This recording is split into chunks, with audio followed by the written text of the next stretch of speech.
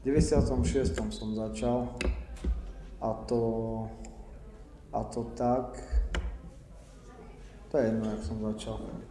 Ten legál, ja si myslím, to je to štádium, kedy prejdeš tým ostatným.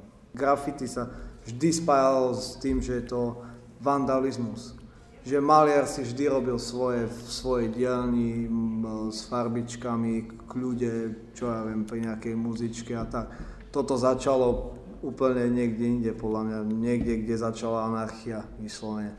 Ja chcem robiť to, čo ja chcem a páči sa mi buď ten adrenalín, alebo sa mi páči ísť proti systému, ísť proti tomu, čo mi ukazujú, do čoho ma tlačia, alebo tým chcem protestovať, že ja chcem ukázať, že proste nebudem počúvať to, čo mne budú rozprávať, tak spravím presne naopak, vieš.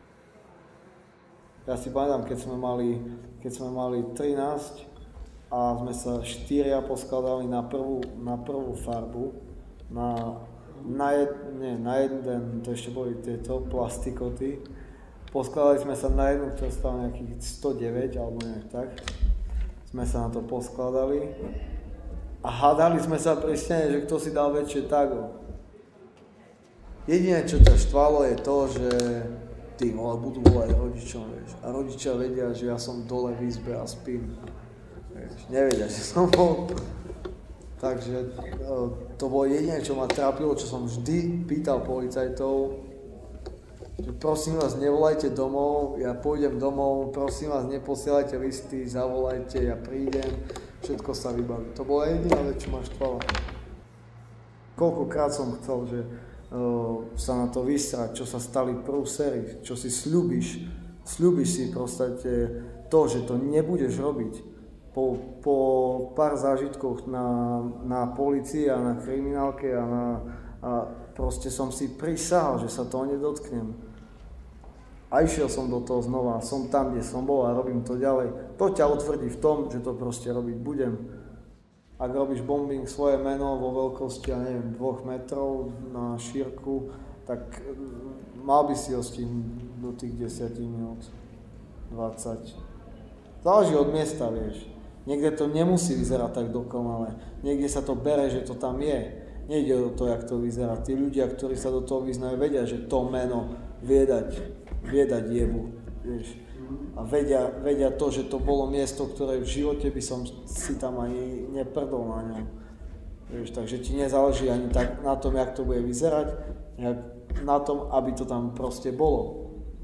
Čiže to spravíš za 5 minút, samozrejme, že keby si to robil pol hodinu, tak to bude vyzerať dokonale, čisto. A robíš to proste, bum, nech to tam je, nech staďal, idem ako rýchlo sa len dá.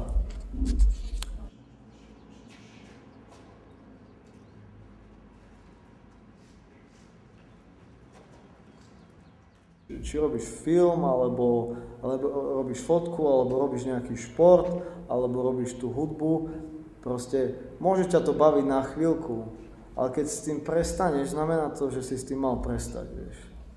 Že to nemalo význam to robiť. A ako náhle ťa niečo drží dlhšie, že ťa to proste drží, dobre, boli obdobia, ja som nemaloval nejaký extrém 10 rokov non-stop. Mal som, čo ja viem, mal som priateľku 5 rokov a myslel som 95% na ňu a nie na graffiti, chápeš? Samozrejme, nikdy som s tým neprestal. Tam, kde to ľudia, už aj tí starší chápu, že OK, treba to rešpektovať, je to tu a bude to tu a bude to čím ďalej tým viac, vedia, že ten priestor musíme dať. Musíme ten priestor dať, ináč budeme mať čím ďalej tým viac potagované a počmárané naše domy.